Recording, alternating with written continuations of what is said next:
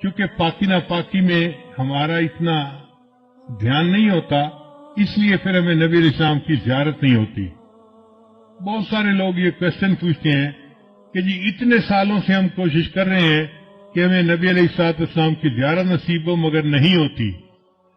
عام طور پہ جو ہم نے بزرگوں سے سنا ہے اس کی دو وجوہات ہوتی ہے، ایک نگاہ ناپاک ہوتی ہے اور ایک بدن یا کپڑے ناپاک ہوتے ہیں جس کی وجہ سے زیارت سے محروم ہو جاتے ہیں۔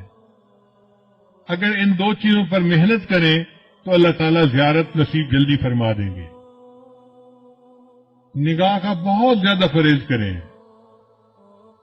100% پرہیز کریں گے تو اللہ تعالیٰ کی طرف سے پھر نبی علیہ السلام کی زیارت والی سعادت نصیب ہو جائے گی۔ میرے والدین چونکہ شروع سے ہی نیکی کی زندگی گزارنے والے تھے، تو میں نے تذکرۃ الاولیاء کتاب 5ویں کلاس میں پڑھی تھی۔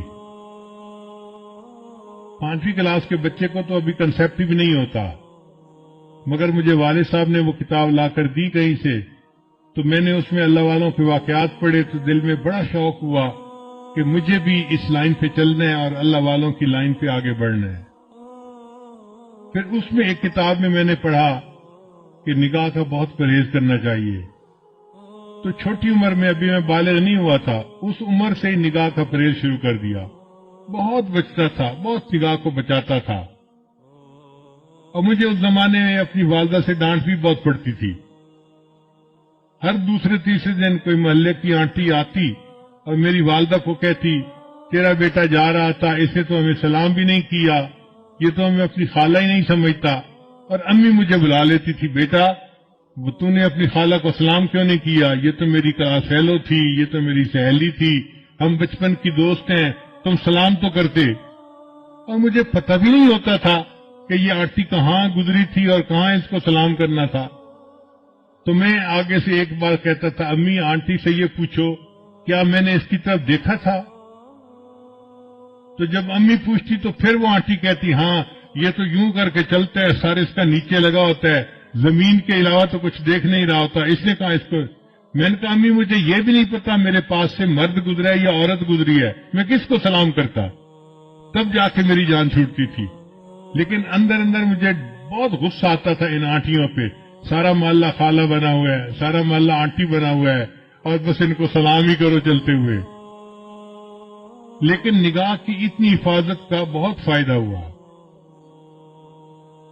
مجھے آتے جاتے جوتوں کی آواز سے پتہ چلتا تھا کہ قریب سے کون گزر رہا ہے۔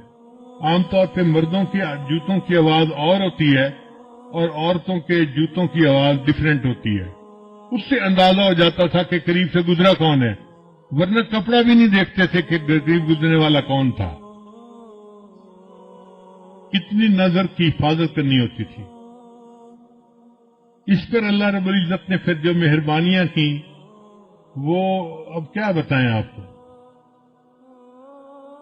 ہمارے ایک ساتھی ہیں لاہور کے، ایک دن مجھے کہنے لگے کہ میں آپ کو ایک بات بتاؤں، مجھے حضرت نے بتائی۔ میں نے کہا بتائیں۔ کہنے لگے کہ حضرت نے مجھے بتایا کہ دیکھو اس وقت آپ کسی مسجد میں کھڑے تھے، آپ کی طرف اشارہ کر کے حضرت نے کہا کہ اس بچے کو اس وقت 100 سے زیادہ مرتبہ نبی علیہ السلام کی زیارت ہو چکی ہے۔ میں سن کے حیران ہو گیا، اور حیرت مجھے اس کی تھی کہ پتہ اس کو کیسے چلا۔ اس نے کہا جی کہ مجھے حضرت نے یہ بات بتائی تھی، شیخ نے یہ بات بتائی تھی۔ تو نگاہ کی حفاظت کا پھر یہ فائدہ ہوا کہ اللہ تعالیٰ نے 30 سال کی عمر سے پہلے 100 سے زیادہ مرتبہ نبی السلام کی زیارت نصیب فرما دی۔